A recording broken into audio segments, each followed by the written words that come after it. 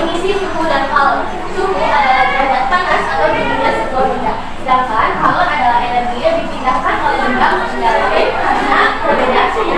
Selanjutnya yaitu pengaruh kalor terhadap kenaikan suhu. Salah satu akibat pemberian atau pengambilan kalor adalah perubahan suhu. Jika suatu benda dipanaskan, suhunya akan naik. Sebaliknya, untuk mengurangi kalor suatu benda, yaitu dengan cara meningkatkan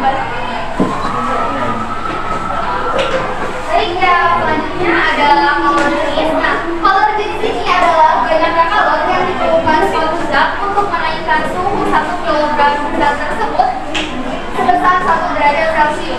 Rumusnya di sini ada C sama dengan I per M kali delta T atau I sama dengan M kali C kali delta T. Nah, untuk I sendiri adalah kalor, satuannya joule, M itu massa benda, satuannya kilogram, dan ini C kecil, kalor jenis satuannya joule per kilogram derajat Celcius, dan ini delta T, satuan jadi perubahan suhu, satuannya derajat Celcius. Lalu yang kedua adalah kapasitas kalor. Nah, kapasitas kalor ini dapat didefinisikan sebagai banyaknya kalor yang diperlukan suatu zat untuk menaikkan suhu sebesar 1 derajat Celcius. Untuk kalor yang diperlukan untuk menaikkan suatu benda sama dengan kapasitas kalor benda tersebut dan sebanding dengan perubahan suhunya.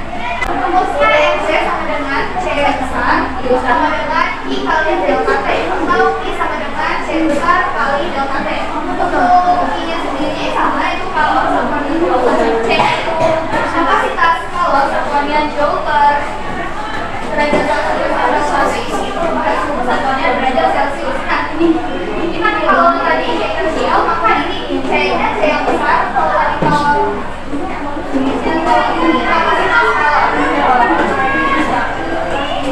Selanjutnya ada peran kalor terhadap perubahan hujan.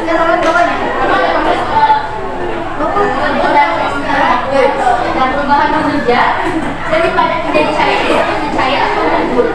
Perubahan hujan dari cair menjadi wadah disebut membeku. Kalau mengembun sama dengan kalau beku. Kalau mengembun, suatu zat dapat didefinisikan sebagai kalor yang diperlukan oleh satu satuan massa zat untuk melebur seluruhnya pada titik tubuhnya. Proses menguap dan mengembun. Nah, yang pertama itu ada menguap merupakan proses perubahan bubur dan yang cair menjadi gelap. Kalau menguap suatu zat didefinisikan sebagai kalor yang dibutuhkan oleh satu satuan massa zat untuk menguap pada titik gelapnya. Yang kedua ada proses pengembunan. Zat tersebut melepaskan kalor. Kalau mengembun suatu zat adalah kalor yang melepaskan oleh satu satuan massa zat untuk mengembun pada titik tubuhnya. Yang selanjutnya ada contoh soal air yang mulai suhu 10 derajat Celcius dipanaskan hingga suhu 35 derajat Celcius. Nah, jika kapasitas kalor air tersebut adalah 12,58 derajat Celcius, tentukan kalor yang diserap air tersebut. Silakan ada yang jawab. Nah, baik karena nggak ada yang jawab, saya akan jelaskan sendiri aja. Nah, ini diketahuinya delta T-nya dari 30 derajat Celcius dikurangkan 10 derajat Celcius jadi 20 derajat Celcius. Kemudian ada C sebesar 12,5 derajat Celcius per derajat Celcius. Nah, yang ditanyakan ini ya. Jadi rumusnya C sama dengan I delta T. Sekarang kita ganti rumusnya dari I dengan C kali delta T. Nah, maka tinggal kita masukkan saja angkanya. C-nya 12,58 joule per derajat Celcius kali 25 derajat Celcius. Maka atau kalornya sebesar 13,250 joule. Soal yang kedua, kalor tersebut timbang 25.000 joule per kilogram setelah diberi kalor sebesar 60.000 joule, timbang itu melebur. Maka massa timbal itu adalah kalor lebur tinggalnya kan 25.000 joule per kilogram. Terus kalau yang tadi itu 55 joule.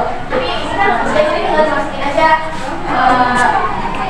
ini sama dengan M sama dengan I per L. Jadi ini kan 50.000 joule per L, L ini 25.000, jadi 50.000 dibagi 25.000 per kilogram, hasilnya 22 kilogram. Contoh dalam kehidupan sehari yang pertama memanaskan sehingga merupakan bentuk perubahan wujud daripada menjadi cair. Yang kedua, meletakkan bensin di tempat terbuka merupakan perubahan wujud dari cair menjadi gas. Yang ketiga, memasukkan air ke dalam freezer merupakan perubahan wujud dari cair menjadi padat. Yang keempat, dinding es dan esang air di daun membuat kehujanan bentuknya kabut dan kacamata